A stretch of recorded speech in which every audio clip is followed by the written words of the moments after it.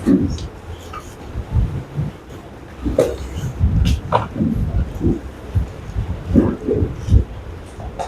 के नाम की महिमा हो।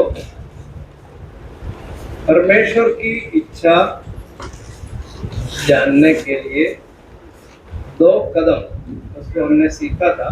कोई बोल सकते हैं पहला कदम परमेश्वर की इच्छा जानने के लिए?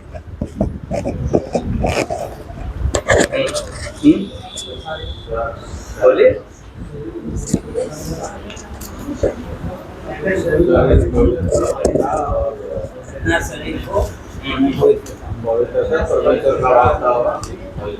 बलिदान। अच्छा, बलिदान क्या है? बलिदान चढ़ाना है। क्या चढ़ाना है? हाँ, हमारे शरीरों को जीवित, पवित्र और परमेश्वर का भावता हुआ बलिदान करके चढ़ाओ। ये तुम्हारी आत्मिक सेवा है। तो आपकी सेवा हम कैसे कर सकते हैं? प्रभु चाहते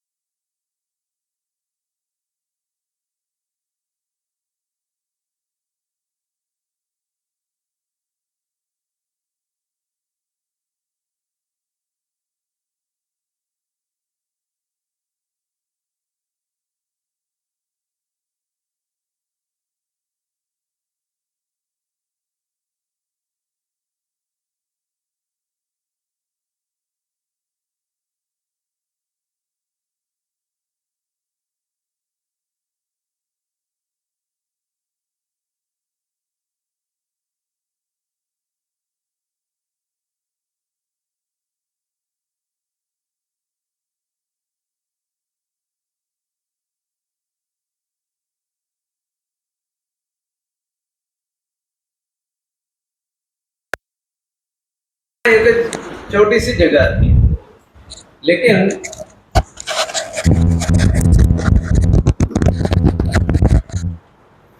छोटी सी जगह को प्रभु ने इस्तेमाल किया, है ना। फिर दाखरस बनाने के लिए क्या इस्तेमाल किया? सादा पानी, है ना। सादा पानी है, कुएं से भरकर उन्होंने भर दिया। और कहाँ भर दिया? अच्छे अच्छे बर्तनों में भर दिया, ऐसा है। फिर कौन सा बर्तन था? हाँ, पाँव धोने के लिए उस बर्तनों का इस्तेमाल करते थे, उसको इस्तेमाल किया। छोटी छोटी बात है ना सब। खाना एक छोटी जगह, है ना। पानी एक साधारण सी बात। और मटके जो है बहुत बड़े काम के लिए नहीं, छोटे काम के लिए इस्तेमाल करते थे। उसको प्रभु ने इस्तेमाल किया और पानी भरा साधारण सेवक लोगों ने, है ना। साधारण सेवक लोगों ने उसको भर दिया। तो परमेश्वर छोटी छोटी बातों का भी इस्तेमाल करते हैं। इसका मतलब है आपको और मुझे भी, आप अपने नाम की महिमा के लिए कर सकते हैं। तो हमने सब देखा कि हमारे शरीरों को जीवित, पवित्र और परमेश्वर को भावता हुआ बलिदान करके चढ़ा। पहला कदम है। दूसरा कदम क्या है? हाँ, दूसरी बात क्या है? संसार के सदृश न बनो। क्यों ऐसा बताया? संसार इस सेवा में एक बाधा डालता है, इसलिए कहा आपकी आत्मिक सेवा में संसार एक बाधा बन सकती है। इसलिए परमेश्वर ने कहा कि संसार के सदृश न होना। ठीक है। अब तीसरी बात हमने विचार किया था, क्या है?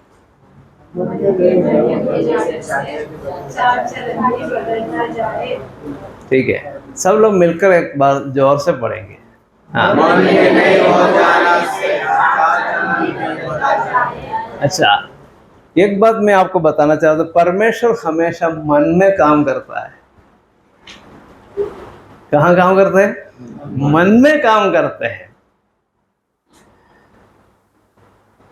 रोमियों की पत्री पहला अध्याय, एक दो पद पढ़ेंगे तो आपको ये आशय जल्दी समझ में आएगा।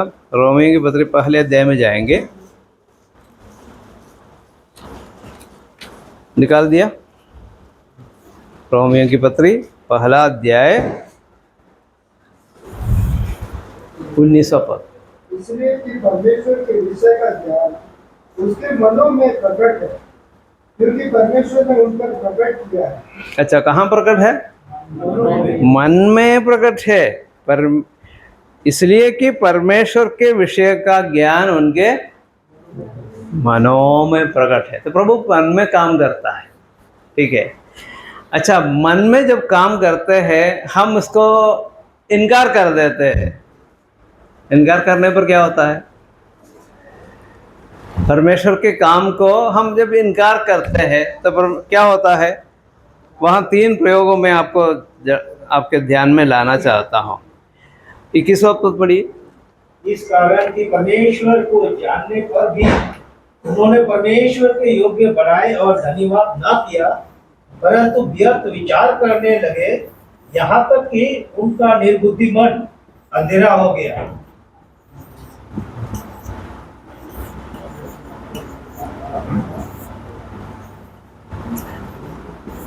क्या हो गया?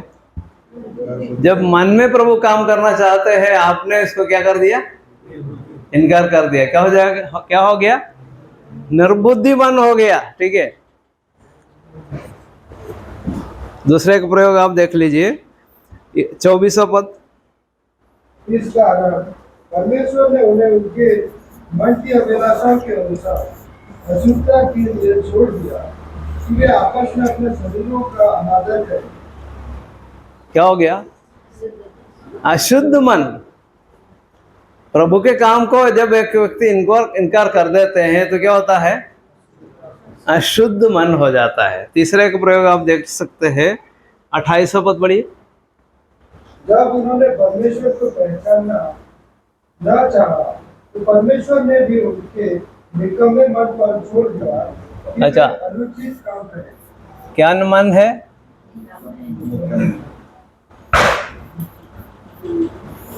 निकम्मा मन, ठीक है। देखो, परमेश्वर के काम को जब आप रोक देते हैं तो क्या होता है? निर्बुद्धि मन, अशुद्ध मन, निकम्मा मन, ठीक है। तो प्रभु के वचन में क्या लिखा है?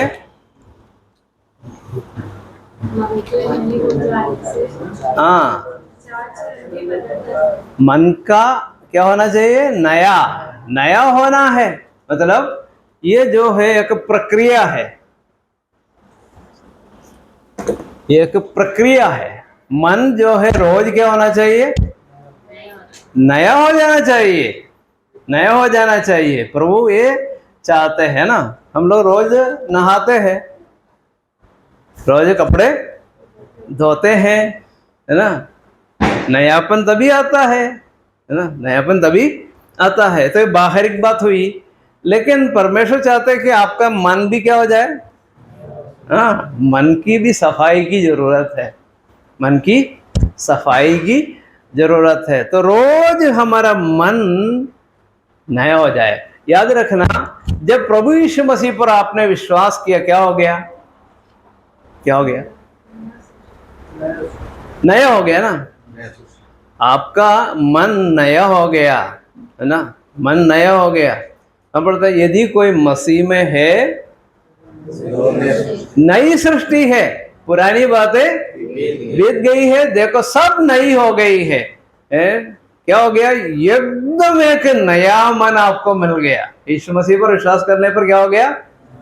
एक नया मन मिल गया। लेकिन वो नया मन गंदा हो सकता है। क्यों?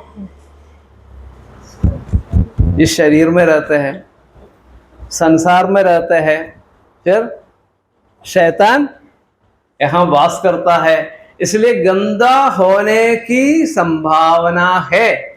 लेकिन क्या करना चाहिए आपको? रोज उसको नया बनाने की आवश्यकता है। तो नया बनाना किस प्रकार संभव है वो हम थोड़ा विचार करने जा रहे हैं। ठीक है, अच्छा, पढ़ेंगे इफिसियों की पत्री अध्याय 4, इफिसियों की पत्री अध्याय 4, उसका 22, 23 और 24 तीन पदों को पढ़ेंगे। हाँ, ये तो पिछले चाल चलन के पुराने मनुष्यता को जो भरम आने वाली अभिलाषाओं के अनुसार भ्रष्ट होता जाता है, उतार डालो और अपने मन के आत्मिक स्वभाव में नए बनते जाओ और नए मनुष्यताओं के पहिन लो, जो परमेश्वर के अनुरूप सत्य की धार्मिकता और पवित्रता में सृजा गया है। ये किससे कहा गया है? किससे कहा गया है? अविश्वासियों से, विश्वासियों से? विश्वासियों से कहा गया है ना? क्या कहा गया है? पिछले चाल चलन के पुराने मनुष्यत्व को जो भरमाने वाली अभिलाषाओं के अनुसार भ्रष्ट होता जाता है, उतार डालो, उतार डालो। किससे कहा गया है? विश्वासियों से कहा गया। हमको उतारने की आवश्यकता है। सही बात है, यीशु मसीह ने आपके मन को नया कर दिया, लेकिन अभी भी हम इस शरीर में रहते हैं। ऐसा क्यों कहा गया है? मरने के बाद किसी को इसकी कोई जरूरत नहीं है। मरने के बाद कोई आवश्यकता, इस शरीर को आपने छोड़ दिया, आपकी समस्या, शरीर की समस्या खत्म, संसार की समस्या खत्म, शैतान की समस्या खत्म।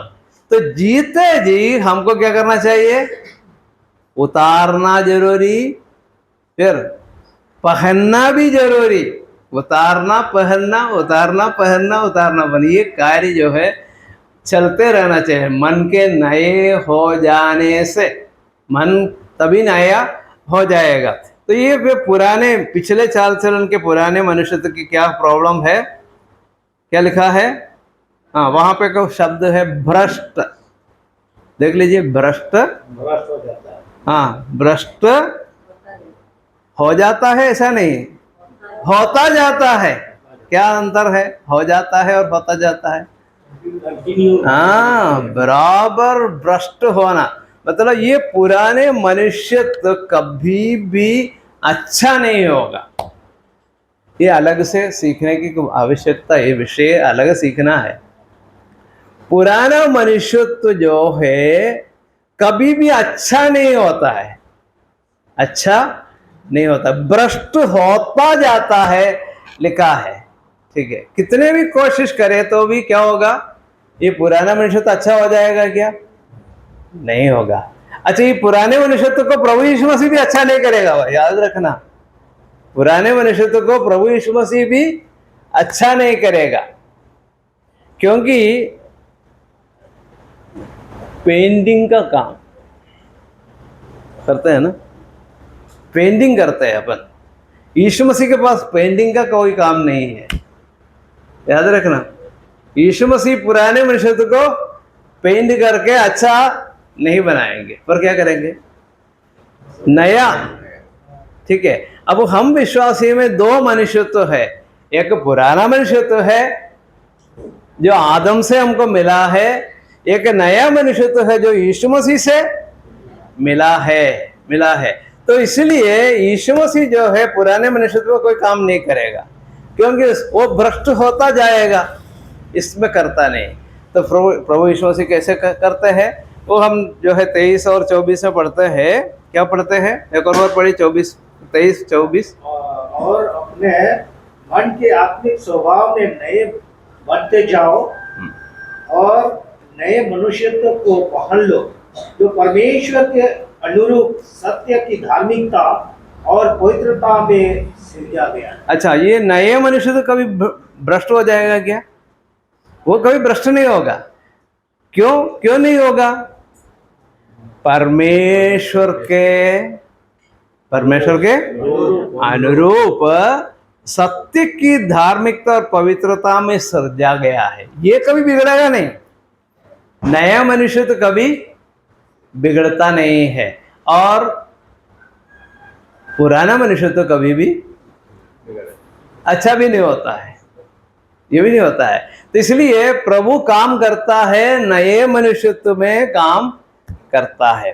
पुराने मनुष्यत्व को उतारना अपना काम, और नए मनुष्यत्व को पहनना भी अपना काम। हम इस पर ध्यान देंगे तो नयापन आपके जीवन में हमेशा हमेशा बना रहेगा। प्रभु ये चाहते हैं। बस इतना आप याद रखना कि आपको नया जीवन व्यतीत करना है, तो नए जीवन के लिए नए मनुष्यत्व को आप ध्यान देना, आपको ध्यान देना है। पुराने मनुष्यत्व पर आपको ध्यान नहीं देना है। यदि पुराने मनुष्यत्व पर आप ध्यान देंगे तो आप भ्रष्ट होते जाएंगे। आत्मिक जीवन में आप पीछे पीछे पीछे पीछे पीछे जाएंगे। तो इसलिए प्रभु आपको अनुग्रह दे कि आप मन के नए हो जाने से आपका चाल चलन भी बदलता जाए। ठीक है, तो ये एक पद हम पढ़ेंगे रोमियो की पत्री अध्याय 6 से। रोमियो की पत्री अध्याय 6 का 4 पढ़िए। अतः उस मृत्यु का बपतिस्मा पाने से हम उसके साथ गाड़े गए, ताकि जैसे मसीह पिता की महिमा के द्वारा मरे हुओं में से जिलाया गया, वैसा ही हम भी नए जीवन की सी चाल चले। वैसे ही हम भी नए जीवन की सी चाल, नए जीवन की सी चाल। हमको के नया जीवन मिल गया है, बिल्कुल सही बात, लेकिन नए जीवन की सी चाल मतलब बहुत ही ध्यान देने की आवश्यकता है। यीशु मसीह ने कहा, जगत की ज्योति मैं हूँ, जो मेरे पीछे होलेगा वो अंधकार में नहीं चलेगा वरन जीवन की ज्योति पाएगा। यूहन्ना 8:12 में लिखा है। क्या है? हाँ, यीशु मसीह के पीछे पीछे चलना, यीशु मसीह के पीछे पीछे चलना, क्योंकि वो जगत की ज्योति है, और यीशु मसीह के पीछे चलने वाला अंधकार में नहीं चलेगा। नए जीवन की सी चाल चलना एक सरल काम है। बस यीशु मसीह के पीछे पीछे पीछे पीछे चलते रहो, पीछे पीछे चलते रहो, आपका जीवन नया बनता जाएगा, नया बनता जाएगा। तो आपके चलने में आपको उससे हटाने की कोशिश करने वाली शक्तियां हैं, जैसे कि संसार है, शैतान है, बहुत सारी बातें आपको उसमें से विचलित करने की कोशिश करें। लेकिन आप जो है हमेशा यीशु मसीह की ओर ताकते रहे, उस लक्ष्य की ओर आपको चलना। यीशु मसीह को देखना है और किसी को नहीं देखना, किसी विश्वासी को भी नहीं देखना। आपके साथ चलने वाले बहुत सारे विश्वासी हैं, उनको भी नहीं देखना, पड़ोसी को नहीं देखना, बाकी लोग क्या करते हैं वो मत देखना। आपको देखना है केवल यीशु मसीह को। यीशु मसीह को देखकर यदि आप चलेंगे, आप नए जीवन की सी चाल चलेंगे, नए जीवन की सी चाल चलेंगे। तो प्रभु ने उस उद्देश्य के लिए आपको बुलाया है। मन के नए हो जाने से आपके चाल चलन भी बदलता जाए। मन नया हो तो आपका चाल चलन भी नया हो जाएगा। यीशु मसीह ने पहाड़ी उपदेश में शिक्षा दी। क्या शिक्षा दी? मत्ती 5:8 में, हाँ, धन्य हैं वे जो मन के दीन है। एक और प्रयोग है आगे चलकर, हाँ, धन्य हैं वे जिनके मन शुद्ध है, क्योंकि ये परमेश्वर को देखेंगे। शुद्ध मन की आवश्यकता है। आपके मन में कोई कलंक नहीं होना चाहिए। पति पत्नी के प्रति, पत्नी पति के प्रति, माता पिता के प्रति बच्चे, बच्चों के प्रति माता पिता और कलीसिया के भाइयों एक दूसरे के प्रति किसी प्रकार का मन का कलंक नहीं होना चाहिए। किसी प्रकार का कलंक मन में नहीं होना चाहिए। ये आपको ध्यान देना, क्या मेरे जीवन में ऐसे किसी के प्रति कोई गलत विचार है, ये आपको परख कर देखने की आवश्यकता है। पत्नी के प्रति है, पति सोचे, और पति के प्रति है, पत्नी सोचे। विश्वासी भाई लोग आपस में, क्या मेरे मन में मेरे किसी भाई के प्रति कोई गलत विचार है, होने की संभावना है तो सोच ले। यदि है तो वहीं ख़त्म कर दे, उस बात को आप ख़त्म करके आगे बढ़े, तो क्या होगा, आपका मन कभी भी कलंकित नहीं होगा, कभी भी कलंकित नहीं होगा। तो ये बात हमको ध्यान देने की आवश्यकता है, मन पवित्र हमेशा बना रहे। तो यहाँ पर पौलुस जो है हमको याद दिलाना चाहते हैं, मन के नए हो जाने से तुम्हारा चाल चलन भी बदलता जाए। ठीक है, इफिसियों की पत्री में उसके लिए 3 मार्गदर्शन आप देख सकते हैं। इफिसियों की पत्री अध्याय 5 में देख लीजिए, चाल चलन के संबंध में। इफिसियों की पत्री अध्याय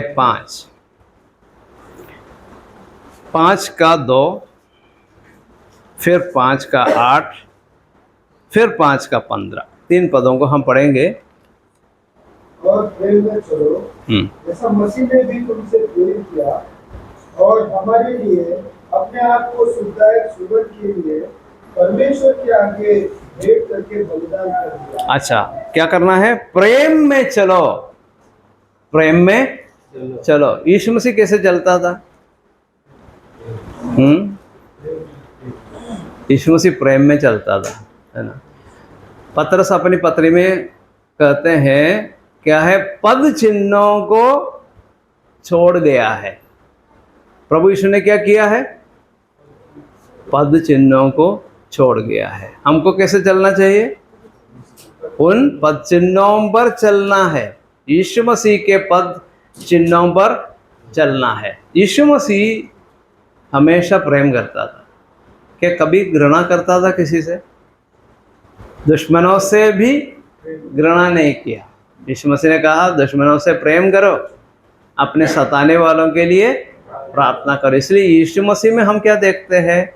कभी भी प्रेम घृणा की भावना यीशु मसीह में हम नहीं देखते, कभी नहीं देखते।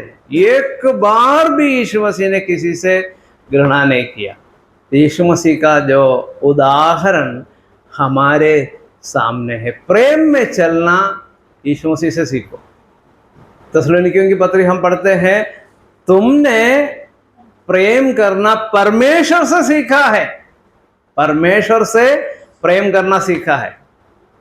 ये कोई किसी मनुष्य से सीखने वाली बात नहीं है। प्रेम करना कैसा है?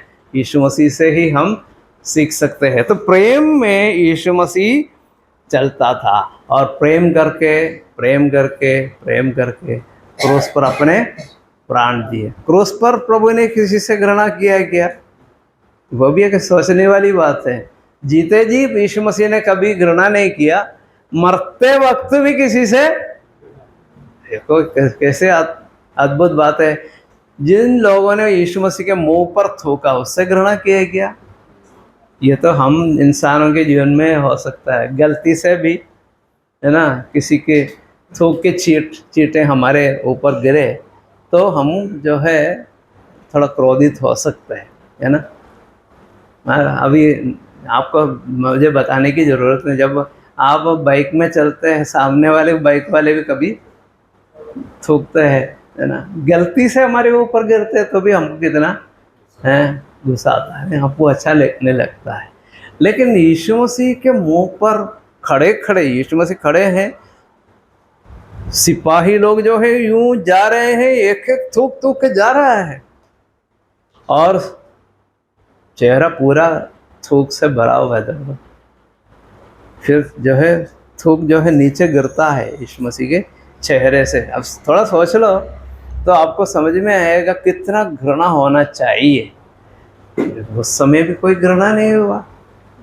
ये तो बिल्कुल एक श्रेष्ठ बात है। देखो यीशु मसीह का मन कैसे प्रेम से भरा हुआ था, है ना। सारे संसार से प्रेम करने के लिए बहुत बड़ा दिल था यीशु मसीह का। अब प्रभु कहते हैं प्रेम में चलो, तो मेरे और आपके जीवन में कितनी कमी है? क्या इतना प्रेम हमारे जीवन में है क्या? नहीं है, बिल्कुल भी नहीं है, बिल्कुल भी नहीं है। कलीसिया से प्रेम किया और उसके लिए अपने आप को दे दिया, लिखा है। कलीसिया से प्रेम किया, अपने आप को दे दिया है। कहाँ है मेरा प्रेम? प्रभु यीशु मसीह का प्रेम है। बहुत बड़ा अंतर, जमीन आसमान का अंतर है यीशु मसीह का प्रेम में, आपके और मेरे प्रेम में बहुत बड़ा अंतर है। लेकिन परमेश्वर का वचन जो है हमसे बार बार कहते हैं प्रेम में चलो, प्रेम में चलो, प्रेम में चलो, इस प्रकार कहा गया है। तो प्रेम में चलना, चाल चलन भी बदलता जाए। रोज बैठकर थोड़ा सोच लेना, क्या प्रेम है? सोच लीजिए, है ना। यीशु मसीह के सामने अकेले में बैठकर थोड़ा सोच लीजिए, क्या प्रेम है ना। पतरस से यीशु मसीह ने पूछा, क्या तू मुझसे प्रेम करता है? और कुछ भी नहीं पूछा यीशु मसीह ने, केवल इतना ही पूछा। और तुमने क्यों मुझे इनकार किया? कुछ नहीं पूछा, पुरानी कहानी कुछ भी प्रभु यीशु मसीह ने उनसे पूछा नहीं, केवल इतना ही पूछा, क्या तू मुझसे प्रेम करता है? यही बात पूछा। तो प्रभु यदि आपसे पूछते हैं या मुझसे पूछते हैं तो मैं क्या जवाब दूं? ये याद रखना। तो हमारे जीवन में कमी है, ये बात हमको अंगीकार करना ही पड़ेगा। प्रभु आपसे मेरा प्रेम की कमी है, मैं समझता हूँ या समझती हूँ, ठीक है। प्रेम में चलना है तो उसका उदाहरण यीशु मसीह का है। हमारे लिए अपने आप को सुखदायक सुगंध के लिए परमेश्वर के आगे बैठ करके बलिदान कर दिया। रोज क्रूस की ओर देखना, तो प्रेम का पाठ हमको वहाँ से सीखने को मिलता है, ठीक है। फिर दूसरा प्रयोग है इफिसियों की पत्री 5वें अध्याय के 8वें पद में, क्योंकि तुम तो पहले अंधकार थे परंतु अब प्रभु में ज्योति हो, अतः ज्योति की संतान के समान चलो। हाँ, ज्योति की संतान के समान चलो। यहाँ पर एक प्रयोग है, पहले अंधकार थे अब प्रभु में ज्योति है। अपने आप हम ज्योति नहीं है, अपने आप ज्योति नहीं, प्रभु में ज्योति। प्रभु में हम ज्योति है।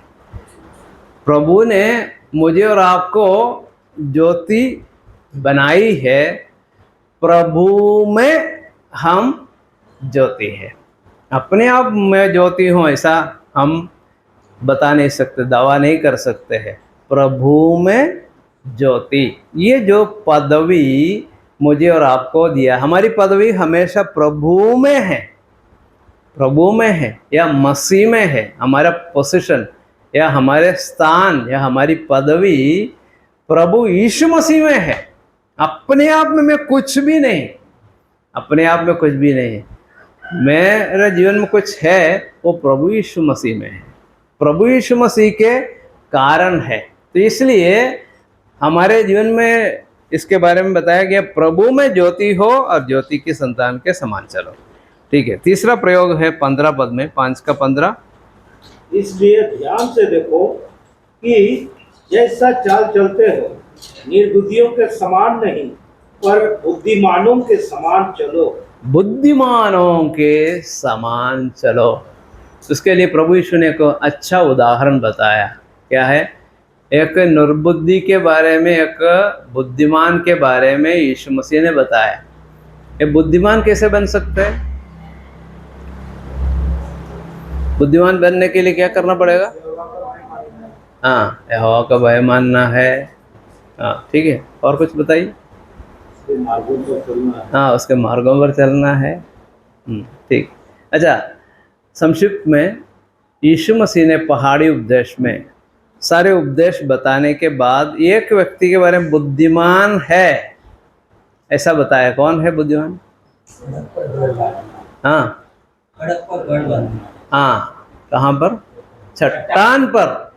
चट्टान पर घर बनाने वाला कौन है? बुद्धिमान मनुष्य है, बुद्धिमान मनुष्य है। अच्छा, तो उसके बारे में हम क्या, प्रभु के वचन में क्या लिखा है? 7:24, मत्ती 7:24 क्या लिखा है? मत्ती 7:24, 24 भी पढ़ेंगे, 26 भी पढ़ेंगे। इसलिए जो कोई मेरी ये बातें सुनकर उन्हें मानता है वो उस बुद्धिमान मनुष्य के समान ठहरेगा जिसने अपना घर चट्टान पर बनाया। परंतु जो कोई मेरी ये बातें सुनता है और उस पर नहीं चलता वो उस निर्बुद्धि मनुष्य के समान ठहरेगा जिसने अपना घर बालू पर बनाया। अच्छा, बुद्धिमान और निर्बुद्धि दोनों में एक बात में एकता है। कौन सी बात में एकता है? घर बनाने की बात। हाँ, घर बना रहे हैं दोनों, है ना? सही बात है, ठीक है। और कुछ एकता वाली बात?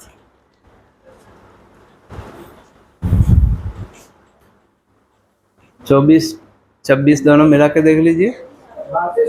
हाँ, दोनों सुनने वाले थे, है ना? बराबर सुनते थे, लेकिन फर्क क्या है? एक मानता है, दूसरा नहीं मानता है, तो बराबर सुन रहे हैं ना? ठीक है, तो सुनने वाला नहीं, मानने वाला बुद्धिमान। आपको बुद्धिमान बनना है तो क्या करना पड़ेगा? मानना पड़ेगा।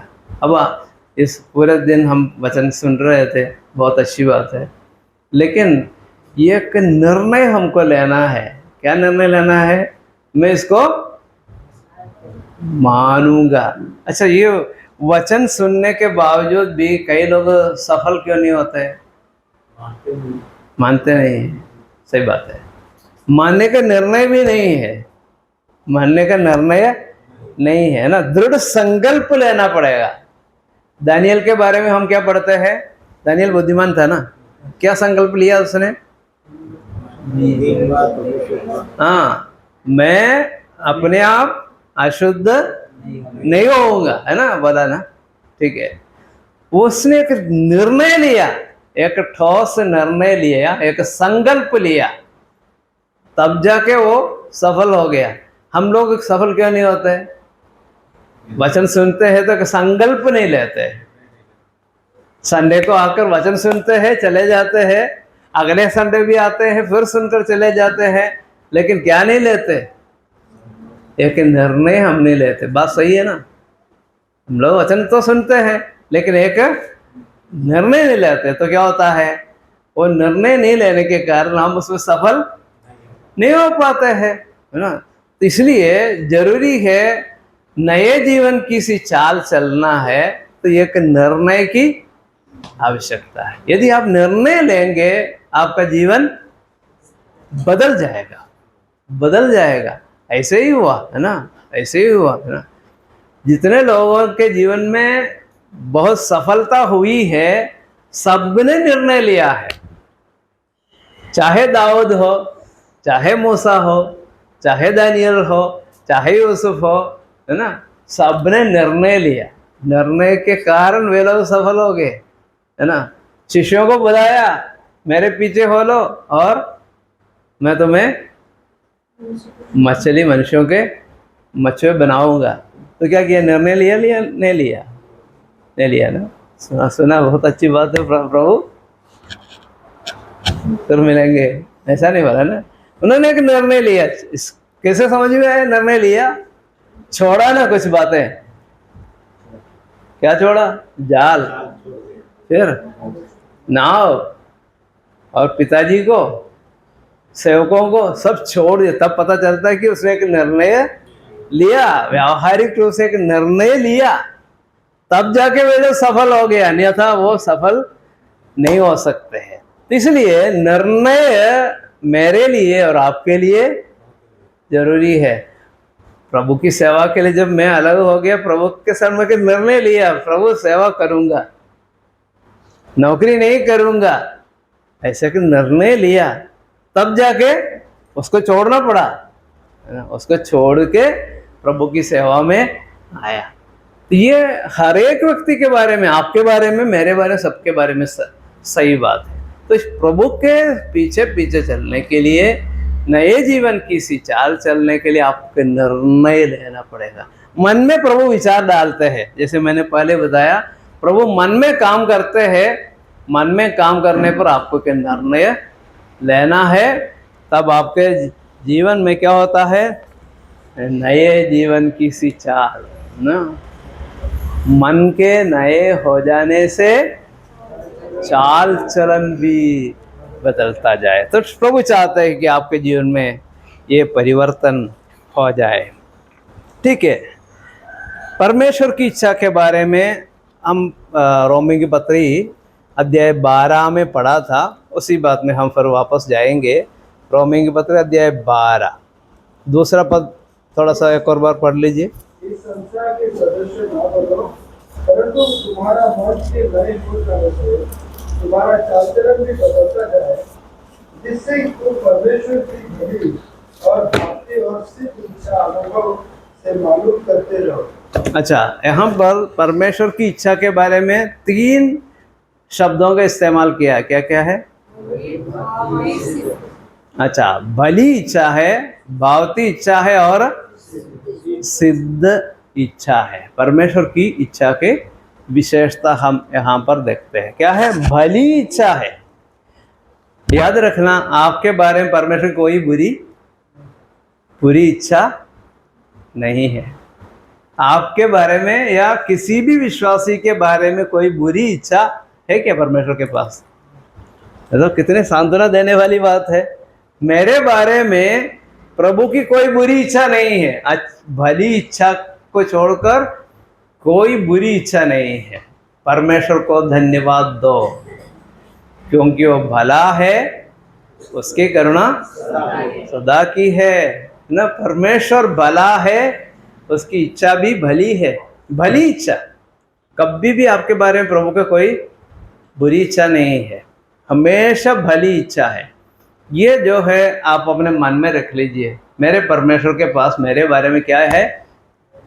कोई बुरी इच्छा नहीं है ना। मेरे पिताजी, मैंने कहा 7 साल में जब था गुजर गए, तो देखा जाए तो एक बुरी बात है ना, है ना। छोटा सा बच्चा जिसके पिताजी गुजर गए तो अच्छी बात है क्या?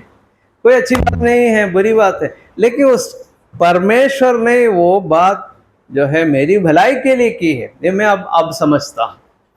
ठीक है, पिताजी नहीं होना है कोई अच्छी बात नहीं है, कोई नहीं कहेगा, लेकिन उसके पीछे प्रभु का काम। इसलिए हम रोमियो की पत्री 8:28 में पढ़ते हैं। क्या पढ़ते हैं? रोमियो 8:28 में सुपरिचित पद है। आप जानते हैं कि जो लोग परमेश्वर से प्रेम रखते हैं उनके लिए सब बातें मिलकर उत्पन्न करती है। देखो, याद रखना, जो लोग परमेश्वर से प्रेम करते हैं उनके लिए सब बातें भलाई ही को उत्पन्न करती है। ठीक है, तो अक्सर एक उदाहरण इस पर दिया जाता है समझने के लिए, बहुत ही मामूली घरेलू उदाहरण है। अपन चटनी बनाते हैं, है ना, चटनी बनाते हैं ना। चटनी में क्या क्या होता है? लहसुन, हाँ, लहसुन है, मिर्ची है, फिर अदरक है, अच्छा, बहुत सारे सामान है ना। ठीक है, ठीक है। तो उसमें क्या है, मिर्ची अपने आप में अच्छी चीज़ नहीं, अपने आप मिर्ची कोई नहीं खाता, है ना।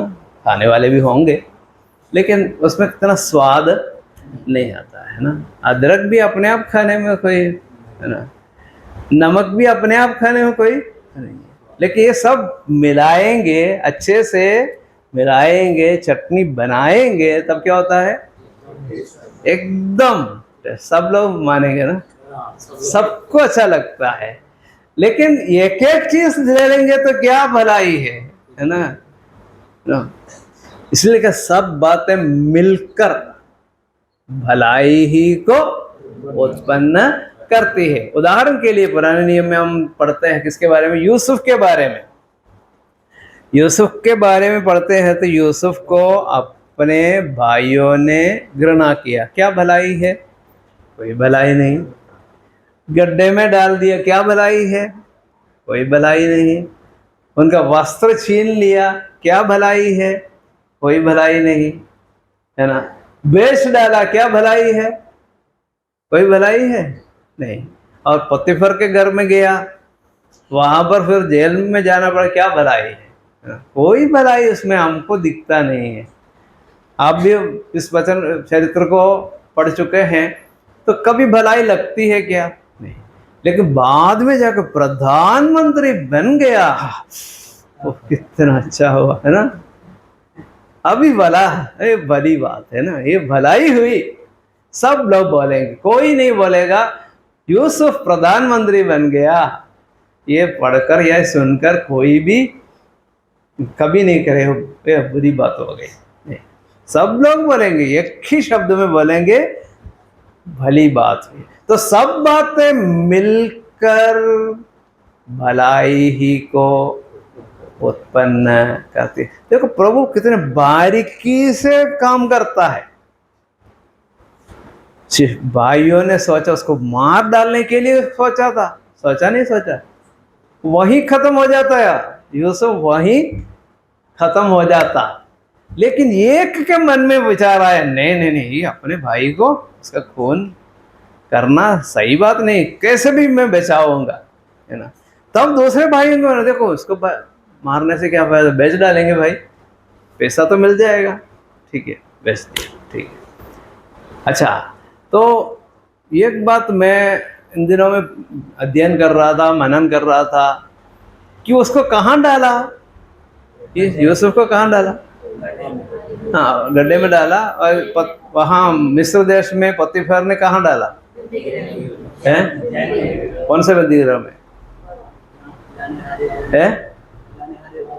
हाँ ठीक है, पिलाने हारे और पकाने हारे। अच्छा, वो लोग कौन थे? राजा के कर्मचारी थे। जब राजा के कर्मचारियों के जेल में डाल दिया।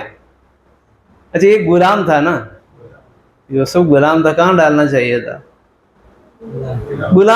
गुलामों के बंदीगृह में डालना चाहिए था ना, वहां डाला गया। देखो परमेश्वर का काम देखो, परमेश्वर ने सोचा नहीं उसको गुलामों के बंदीगृह में नहीं डालना। कहाँ डालना है? कहाँ डालना है? राजा के कर्मचारियों के बंदीगृह में डाला। अच्छा, वो कहाँ पर था? वो कहाँ पर था? ध्यान नहीं दिया होगा। पतिफर के घर में ही था। पतिफर के घर में ही था, बस एक दीवार का अंदर था। चलो, दीवार के इस तरफ जो है पतिफर परिवार सहित रहते हैं, उस तरफ, इस दीवार के उस तरफ कौन रहता है? यूसुफ और अन्य, हाँ, अन्य कैदी लोग रहते हैं। इतना ही अंतर है। वहां पर उनकी सुरक्षा है, किनकी? यूसुफ की सुरक्षा है। क्या है? वो पतिफर की पत्नी वहां नहीं जा सकती। उसको यही प्रॉब्लम था ना, पतिफर की पत्नी उनके लिए बहुत बड़ा खतरा। अब खतरा नहीं है, वहां पर सेफ है, वहां सुरक्षित है, वहां पर पहुंचाया गया। और वो जो है राजा के कर्मचारियों के बंदी गृह होने के कारण राजा तक पहुंच हुई, राजा तक पहुंच हुई कि पता चला कि ऐसा एक नौजवान है जो सपनों का भी अर्थ बता सकता है। गुलामों के यहाँ रहते तो पता चलता है क्या? राजा को पता नहीं चलता। देखो परमेश्वर ने कैसे रास्ता खोला कि उसको कहाँ रखा? राजा के कर्मचारियों के बंदी गृह में ही रखा। और वहां पर भी छोटा नहीं था, उनको भी एक बहुत श्रेष्ठ स्थान दिया था। वहां पर प्रभु की करुणा हुई है, बाद में पढ़ के देख लेना। परमेश्वर की करुणा यूसुफ के साथ हुई, परमेश्वर उसके साथ था, तो इसलिए उसको वहां पर भी ऊंची पदवी मिल गई। ऊंची पदवी मिल गई। ऊंची पदवी मिलने के कारण सब लोगों से उनका क्या था? पहुंच, है ना। राजा के सारे कर्मचारियों से उनका क्या था, संपर्क था, इसलिए उनको पता चला। ऐसा नहीं कि उसको बांध के रखते थे या किसी जो है कोठरी में उसको डाल के रख दिया, ऐसा नहीं था। वो जो है हर जगह जा सकता था। यूसुफ सारे बंदियों के पास जा सकता था। तब जाके उसने देखा कि ये लोग जो है बहुत ही उदास बैठे हैं। पूछा कि भाई क्या हो गया, गुड मॉर्निंग बोला तो गुड मॉर्निंग क्यों नहीं बोल रहा है, क्या प्रॉब्लम है? तो उन्होंने बताया ऐसे ऐसे हुआ, एक सपना देखा, उसका अर्थ तो समझ में नहीं आया, तो उसको मौका मिला। ठीक है, ये कहानी सब आपको मालूम है, लेकिन मैं इतना बताना चाहता हूँ, सब बातें मिलकर किस प्रकार भलाई ही को उत्पन्न करती है, ये बात जानना है। ठीक है, तो परमेश्वर की इच्छा की एक विशेषता हम यहाँ पढ़ते हैं, भली। आपके जीवन में कुछ बातें बुरी हो सकती है, आपको भी दिखने में कैसा लगेगा, अरे तो ये बुरी बात हुई शायद लगेगा, लेकिन वो बुरी नहीं है भाई, बुरी नहीं है, ये भली है। इसलिए कहा है give thanks in all circumstances. क्या करना चाहिए? हर बात में, हर बात के लिए नहीं, हर बात में क्या करना चाहिए? धन्यवाद। हर बात में धन्यवाद। गड्ढे में डाल दिया प्रभु धन्यवाद, हैं?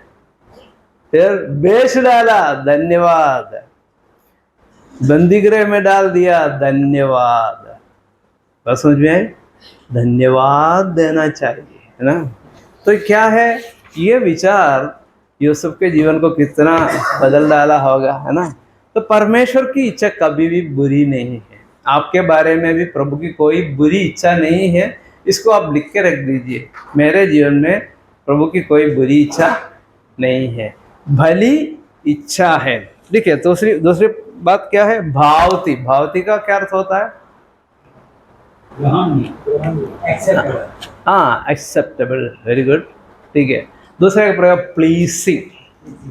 इंग्लिश में एक शब्द है प्लीसिंग, मतलब हाँ, मतलब बहुत अच्छा लगता है, अच्छा, है ना? आपको भी प्रसन्नता मिलती है।